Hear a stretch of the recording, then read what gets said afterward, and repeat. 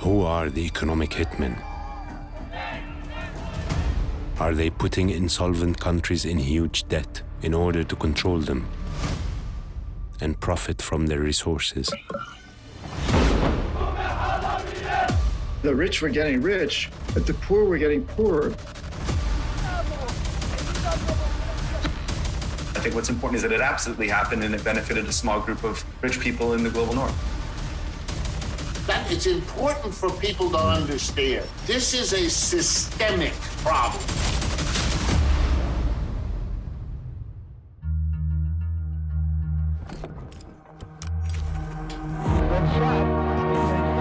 Has crashed into one of the towers.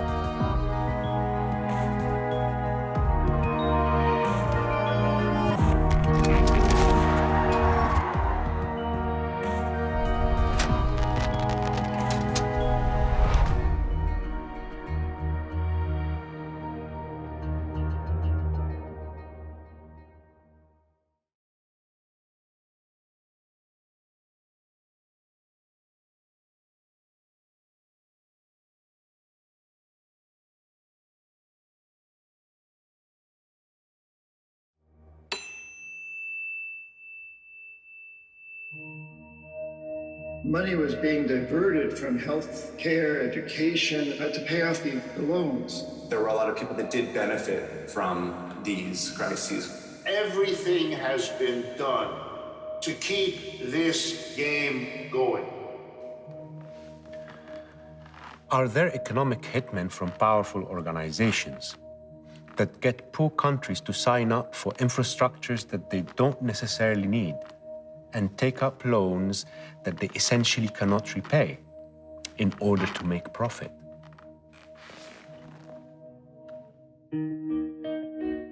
After I studied economics, I worked as a stock trader. I traded stocks and bonds for a few years. I would read company research and study the price movement in the market. It sounds boring, but I loved it. I actually still do. In my family, everyone is good with numbers, but I left the trading floor to become an actor. And because of my previous job in the market, I came across a book titled Confessions of an Economic Hitman by John Perkins, and I was shocked.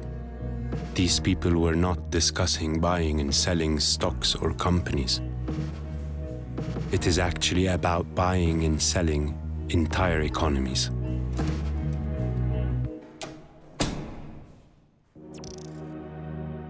The writer talked about economic hitmen who coordinate with bigger nations to exploit and devour poorer countries. Professional people whose job is to deceive countries and extort them with trillions of dollars. Is this a colonial tactic to strip countries of their resources and political will? A country that needs to build or renew its infrastructure will need capital.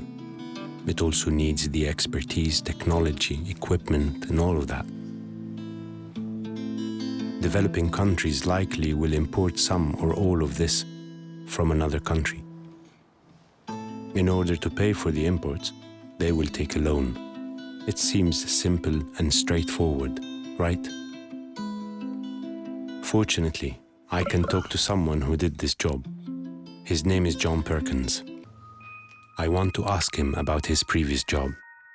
I was recruited by a big international consulting firm called Charles T. Main, which has since been bought, so the name no longer is out there. My title was chief economist.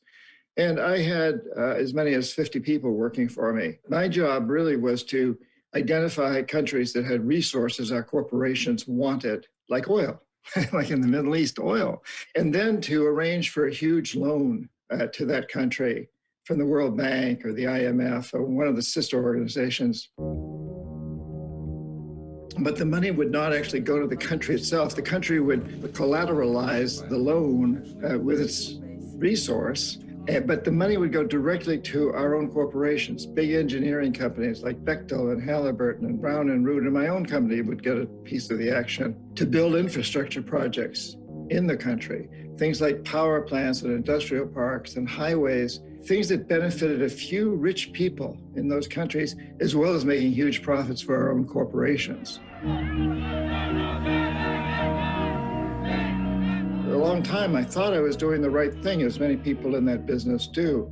But over time, I began to see that those statistics, GDP, gross domestic product, and other statistics are very skewed to the rich. And so the rich were getting rich, but the poor were getting poorer because money was being diverted from health care, education, and other social services, and just basic foods and supplies to pay off the loans. I should mention one other thing, that the presidents of these countries knew that if they accepted the loans, they were putting their countries deep into debt, but they were going to get wealthy off this. Their families were going to benefit because they owned the businesses, they owned the industries, they owned the things that were helped by electricity and so forth.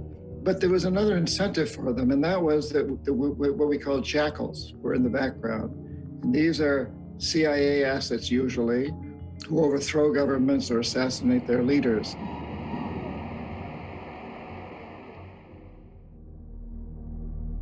John Perkins is not the only one that spoke about this.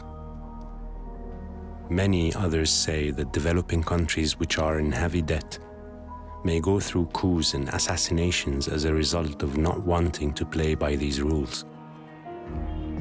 And they say that these institutions and companies that lend countries have thousands of employees, and some jobs there are to manufacture and manage such crises. I reached Vincent Bevins, author of The Jakarta Method, a book which discusses the American intervention and collusion during the mass killings of Indonesians by their government in the 60s. I am sure he has something to say about this. Hi, Vincent. Are there figures like economic hitmen, really? Ones that force abusive contracts on nations and countries? What I can say is that in the second half of the 20th century, it was absolutely true that a lot of countries in the global south, countries that used to be part of something called the Third World Movement, ended up saddled with a lot of debt, which became unsustainable.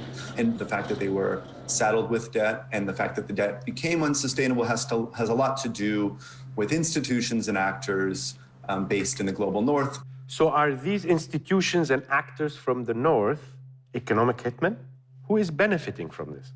There were a lot of people that did benefit from these crises, whether or not they were financial actors or key players in international banks. I think what's important is that it absolutely happened and it benefited a small group of rich people in the global north. And do you think that these practices are still in place today?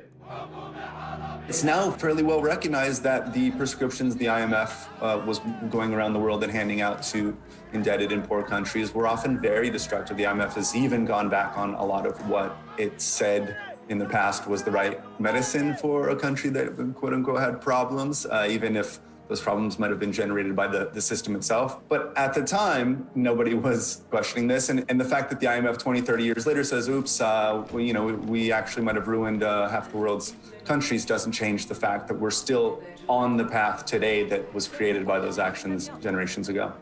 From an economic perspective, and even capitalistic one, wouldn't you say that keeping everybody healthy with good purchase power to engage in the global economy is better for the whole world than crippling them by loans that they cannot repay?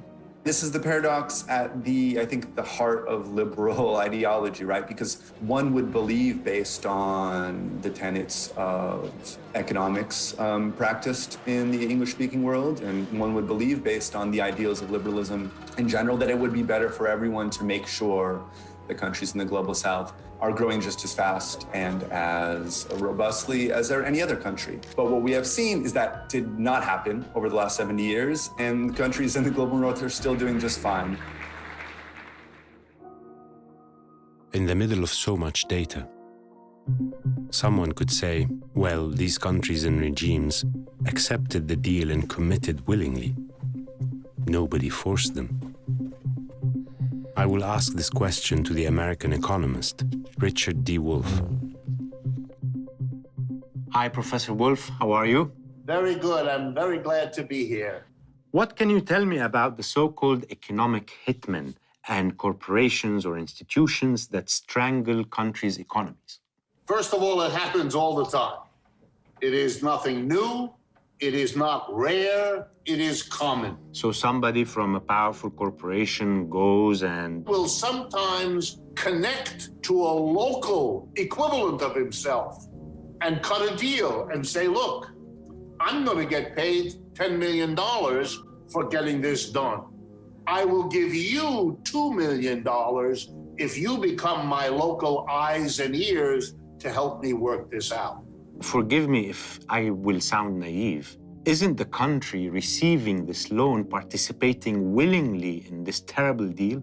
Happens all the time. People from third world countries can get into that because they understand this game and they get the job because they say, I know better about the details of local politics. And by the way, it often fails. Don't imagine it's all so smooth. Sometimes one of these people will get drunk and say the wrong thing to the wrong person. Sometimes a local official will have a change of heart and want out of this situation. Sometimes people who take a portion then get blackmailed by somebody else who knows they did that, and now they have to get out of that. International credit is a very complicated, sneaky, personal business that can have all the different twists and turns that you can imagine. Sometimes we have whistleblowers, people who speak up out of principle. This could change things, actually, right? The only answer I can give you is that everything has been done imaginable to keep this game going. And one of the most important things is that when you get caught, either nothing is done or one or two individuals are punished, but you never change the basic system. And let me be for a moment the advocate of the banker who initiates this. That banker knows that if he can work 3 or 4 big deals, one in Ecuador, one in Mali, and one in Malaysia, he will be promoted to the president of the bank. That's how you succeed in the bank. They don't care how you do it. You shouldn't embarrass the bank, of course, but your job is to get that loan done. So if you don't, because you are honest or you have scruples, you are shooting yourself in the foot. You are destroying your own career. So often you will, if you know these people, they will tell you they have no choice. And that it's important for people to understand. This is a systemic problem.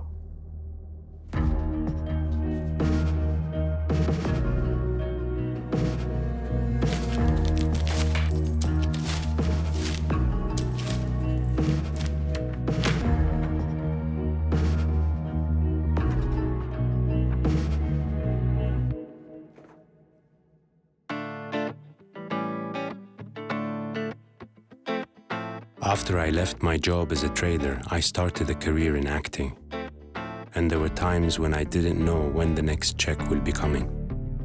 I understand how it is to be in a difficult financial situation and how this makes you vulnerable. Imagine when the entire economy of a state is placed on the betting table. This can put them in a vulnerable position, unable to negotiate anything but their survival. I know some questions are painful to ask, but I still will ask them.